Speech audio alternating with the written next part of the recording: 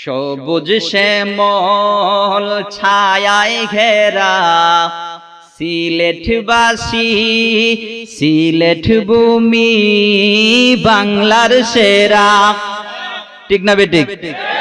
সিলেটের ভালোবাসে না বাংলাদেশের এমন কেউ আছে?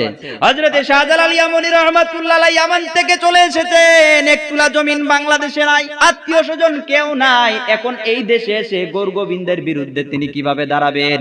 তিনি যখন সুরমা নদীর পাড়ে আসলেন, গৌর গোবিন্দ দেখলো মুসলমানদের একটা ফকির এখানে আসার পরে দেখি দলে দলে তার দলে মানুষ যায়। জোরে কোন সুবহানাল্লাহ। বলে এক কাজ কর, ওই পারে ওই আছে, ওই পারেই ভালো, ওই পারে যেন না আসতে পারে। সুরমা নদীর সকল নৌকা উঠায় ফেল। সকল নৌকা উঠায় ফেললো। শাহজালাল ইয়ামানী কিন্তু আল্লাহর উপর ভরসা করেছে। মুমিনের পাঁচটা খাসিয়ত কিন্তু ছিল। তিনি কিন্তু আমান ইয়াতাওয়াক্কাল আলাল্লাহি ফাহুয়া হাসবু, এই আয়াতের বাস্তব রূপ ছিলেন বিদায়। উনি যে জায়নামাজে নামাজ আদায় করেন, জায়নামাজটা যখন সুরমা নদীতে বিছিয়ে বলেন আল্লাহর নামে নৌকা হয়ে যাও, ৩৬০ জন নিয়ে ওই নৌকা দিয়ে তিনি সুরমা নদী পাড়ি দিয়ে দিলেন। জোরে কোন সুবহানাল্লাহ।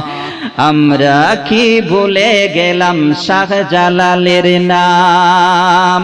বলছি জি বলছি, বিদায় তো আমাদের এই অবস্থা। ভুলে গেছি বিদায় আজকে বিজাতীয়রা আমাদের গাড়ির উপর চড়ে বসেছে।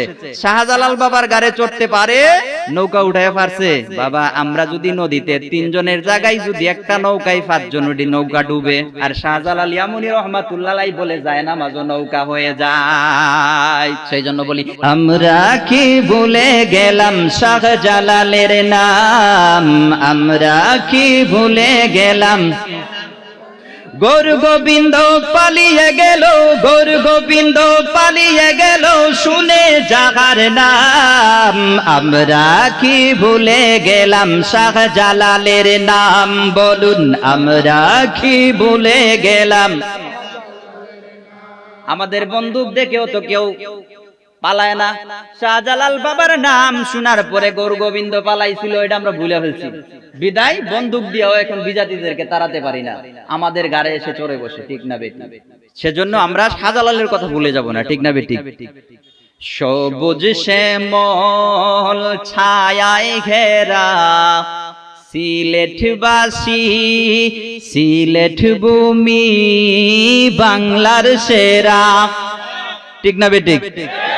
সিলেটের ভালোবাসে না বাংলাদেশের এমন কেউ আছে? সবুজ শ্যামল ছায়ায় ঘেরা সিলেট ভূমি বাংলার সেরা। বেঁচে নিলেন শাহজালাল, বেঁচে নিলেন শাহজালাল প্রচারে ইসলাম।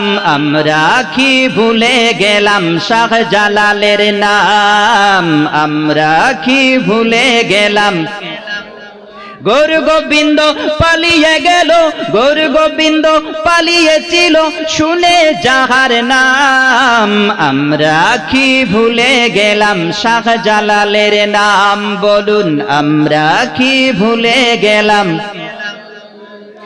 ৩৬০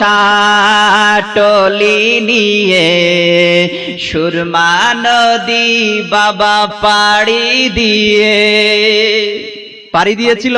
৩৬০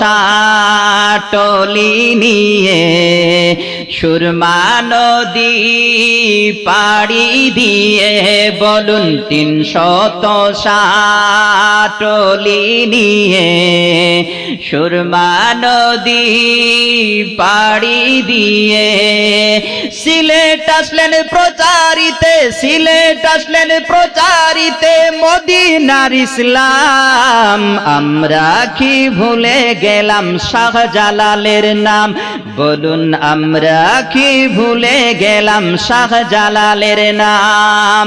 গৌর গোবিন্দ পালিয়েছিল, গৌর গোবিন্দ পালিয়ে গেল, শুনে যাহার নাম। আমরা কি ভুলে গেলাম শাহজালালের নাম, আমরা কি ভুলে গেলাম শাহপরানের নাম। আমরা কি ভুলে গেলাম শাহ মুস্তাফার নাম। শাহ মুস্তাফা শের সাওয়ার সাবুক মার, উপাধি শের সাওয়ার। আল্লাহর উপর ভরসা ছিল বাজান আপনাদের মৌলভীবাজারের সম্রাট শাহ মুস্তাফা। তিনি যখন এই এলাকায় আসলেন, বাগের যাতনায় মানুষ বসতে পারে না। মৌলভীবাজারের সম্রাট শাহ মুস্তাফার কাছে যখন মানুষ গেল, বাগের কাছে গিয়া সাপরে লাঠি বানায়া বাগের উপর সাওয়ার কইরা এই মৌলভীবাজারের মানুষরে ইসলামের দাওয়াত দিয়েছেন। জোরে জোরে কোন সুবহানাল্লাহ। মুমিনের মধ্যে যদি 5টা বৈশিষ্ট্য থাকে, আপনার আমার মধ্যে যদি 5টা বৈশিষ্ট্য থাকে, আপনিও পারবেন বাগরে বশ মানাইতে, ঠিক না বেটি? আপনাকে আমাকে এই মুমিনের 5টা বৈশিষ্ট্য নিজেদের মধ্যে অর্জন করতে হবে কি হবে না? হবে কি হবে না? 5টা বৈশিষ্ট্য অর্জন করতে হবে। যদি 5টা বৈশিষ্ট্য আপনারা অর্জন করতে পারেন, আজ পর্যন্ত আপনারাও আপনাদের সম্মুখে, আমাদের সম্মুখে কোনো বিজাতি এসে দাঁড়াতে পারবে না। 5টা বৈশিষ্ট্য নাই দেখেই তো খালি সুরের পাগল, সুন্দর সুন্দর চেহারার পাগল। বক্তা সাহেব কত সুন্দর করে পাগড়ি বেঁধেছেন, কত সুন্দর করে জুব্বা পরেছেন, এইগুলো নিয়ে চিন্তা করতে কেন? মুমিনের বৈশিষ্ট্য আমাদের মধ্যে, মুমিনের বৈশিষ্ট্য নাই বিদায় আজকে আমরা রূপের পাগল, আজকে আমরা সুরের পাগল, পবিত্র কুরআন শরীফের পাগল আমরা না। কুরআন শরীফ থেকে ওয়াজ করার দরকার বন্ধু আমার। আমার আল্লাহ কো তিবিয়ানাল লিকুল্লি শাই। এই যে কুরআন আপনাকে আমাকে দিয়েছে মহান আল্লাহ, পৃথিবী সৃষ্টি থেকে শুরু করে পৃথিবী শেষ হওয়ার পূর্ব পর্যন্ত পৃথিবীতে যত রকমের সমস্যা আছে, সকল প্রকার সমস্যা মহান আল্লাহ এই কুরআন শরীফে সমাধান দিয়েছেন, ঠিক না বেঠিক? আজকের পৃথিবীর উন্নত বিজ্ঞান যত কিছু আবিষ্কার করতেছে, ওই আবিষ্কারের ফলে দিন দিন কোরআনের শ্রেষ্ঠত্ব বৃদ্ধি পাচ্ছে। মুসলমানরা কোরআন থেকে সরে যাওয়ার কারণে আজকে আমরা অনেক লাঞ্ছিত, বঞ্চিত, অপমানিত। আর কাফেররা আজকে কোরআন থেকে তত্ত্ব উপাত্ত নিয়ে নিজেদেরকে পৃথিবীতে প্রতিষ্ঠা করতেছে বিদায় পবিত্র আজকে তারা মাথা উঁচু করে দাঁড়াতে পেরেছে। মুসলমানরা সেখান থেকে চলে এসেছে বিদায় আজকে মুসলমানরা পৃথিবীর জায়গায় জায়গায় লাঞ্ছিত, বঞ্চিত, ঠিক না বেটি? এক সময় মুসলমানরা পুরো বিশ্বটাকে শাসন করত। হযরত উমরের যুগে আমরা দেখি যে খেজুর পাতার প্রাসাদের নিচে বসে অর্ধেকটা পৃথিবী তিনি শাসন করেছিলেন। কিন্তু বালাগানায় বসে, এত সুন্দর সুফাতে বসে, এত সুন্দর সিংহাসনে বসে একটা মেম্বার সাহেব একটা ইউনিয়ন শাসন করতে পারে না, তার সিকিউরিটি লাগে, ঠিক না বেটি? সুতরাং পবিত্র কোরআন শরীফের দিকে চলে আসেন। এই মুমিনের 5টা বৈশিষ্ট্য নিজেদের মধ্যে অর্জন করেন। যদি অর্জন করেন, পৃথিবীর কোনো শক্তি আপনার সম্মুখে দাঁড়াতে পারবে না। সারা জিন্দেগি ভর আমরা মাথা উঁচু করে দাঁড়াতে পারবো।